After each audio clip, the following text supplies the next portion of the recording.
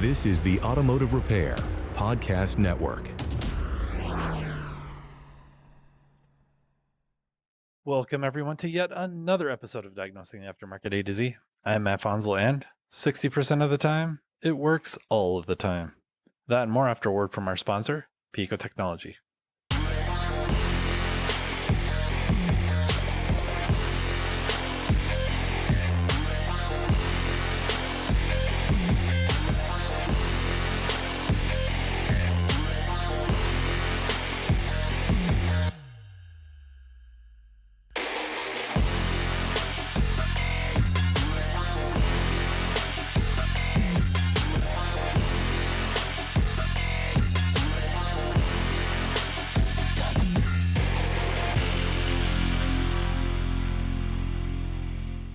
The inspiration for this episode is, there's quite a few posts on social media, usually by management, some ownership, and then really some mechanical specialists and some technical specialists wondering what to do when something goes sideways or repair goes bad, or there's a comeback or a recheck or like a catastrophic failure of a component that was serviced. I just feel like it's an important aspect of management that when things do go sideways, when something goes the wrong way, and it doesn't have to go all the way bad, it doesn't have to be catastrophic, but when something doesn't go right, or could have went better, honestly, to start taking the role of being an investigator, right? And it's a theme I know I've talked about over and over about leading with genuine curiosity, and something else I've mentioned in previous podcast, although I don't think I made that the center topic of it. But, without going into like a deep history, somebody I've mentioned before is Dr. W. Edwards Deming. Somebody I feel very strongly that history is forgotten about. We do not know about him. He's not well known across just really America in business in general. And it's kind of sad. And I think the focus gets to be on his contributions in manufacturing. So just a quick, bio on the guy is he's passed away quite a while now. He was a statistician, right? A math guy. And after World War II, the US sent him to Japan to help rebuild their economy. He had, at the time, a very unique perspective on management. And I could probably go on and on about the guy. I find it fascinating and all the things, but needless to say, we know that World War II and shortly thereafter, Japan did not have a very good reputation when it came to quality. Then they kind of did. They were very well known for inexpensive, high quality items. He was a key figure. So much so that there's a very, very prestigious award for businesses in Japan with his name. And the statistician part of his suggestions and his philosophy, if you will, is to determine, is something a common cause or a special cause? I know I've talked about this before, but it just seems to me like it's not that everybody listens to it or hears it, but this is an idea that doesn't get spread around enough and forgotten about. So the reality is we define them by common cause is something that is part of the system. And I think if you looked it up, it'd probably say something like noise, but it's inherent to the system. And it might be if you run a bakery, the donuts or the buns or the bread doesn't come out perfectly the same every time because the ovens have a certain variance in temperature that is a natural or just part of them, right? That the ovens that they buy at the commercial level in whatever size do not maintain a certain tight temperature. Okay. Maybe they do, but this is just an example. So it's part of the system. It's repeatable. It's going to happen again. And really, by and large, I think Deming would say the vast majority of, problems when things go sideways are common causes. Instead of blaming people, and really instead of wasting time blaming, research, investigate, ask questions, be curious. And you'll find that a lot of times the issue was the system. The system was broken. We could take this idea and run with it outside of business, right? Day-to-day stuff going on. There's many systems that have a lot of issues that lead to big problems.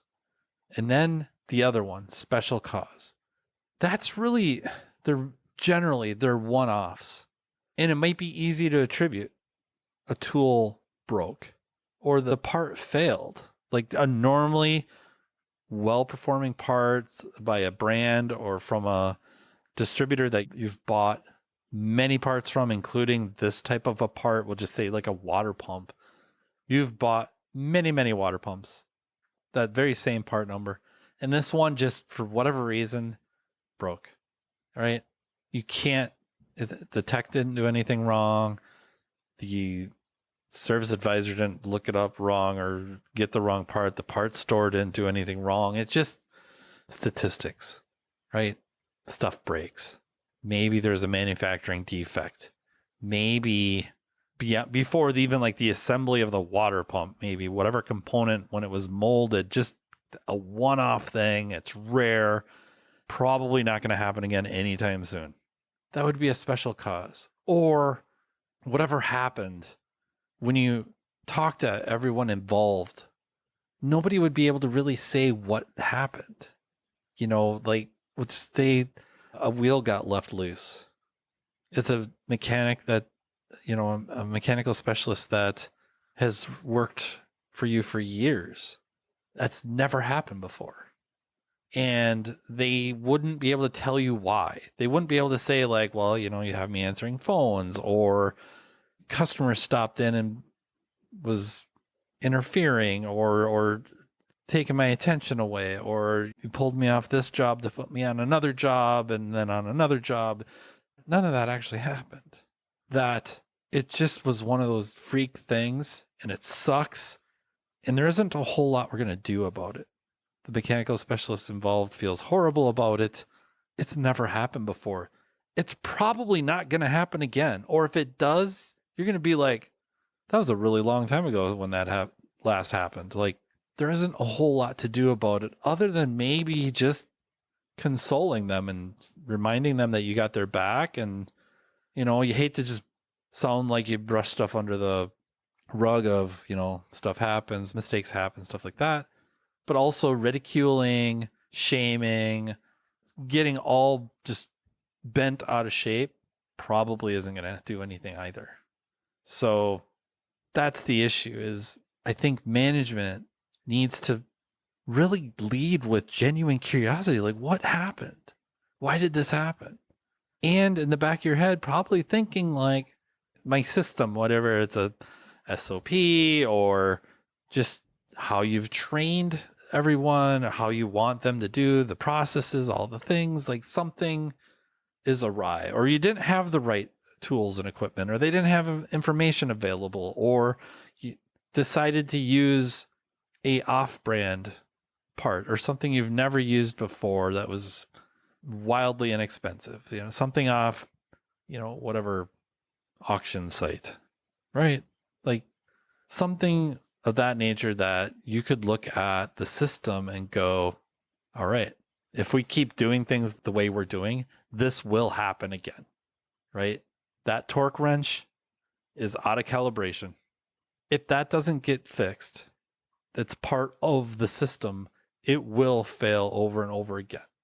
The quality of repairs will not be what they need to be. Software is out of date on the scan tools. Vehicles are coming in and they're really kind of handcuffed about what can be done, how well it can be done. That's part of the system. The system's broken.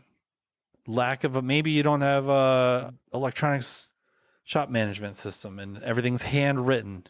So numbers or words get misread and there's issues there. There's mistakes happen because of that. Or you're using a very generic program, maybe like an accounting system rather than a shop management system. So stuff is keyed in manually by hand. Mistakes are bound to happen because of that. That's part of the system. It's really difficult to go and jump someone's case about it when the system is flawed and just setting people up to fail. And I guess I can't stress it enough that everybody involved needs to be a little bit of an investigator. And it doesn't necessarily mean ultra critical, and it doesn't mean just immediately looking to place blame on somebody. I know that probably makes everybody feel better. So-and-so screwed up. That's easy. No, it's not my fault. It's not the system's fault. It's not my, managing style fault, but it's bound to happen again. It just doesn't seem to happen consistently.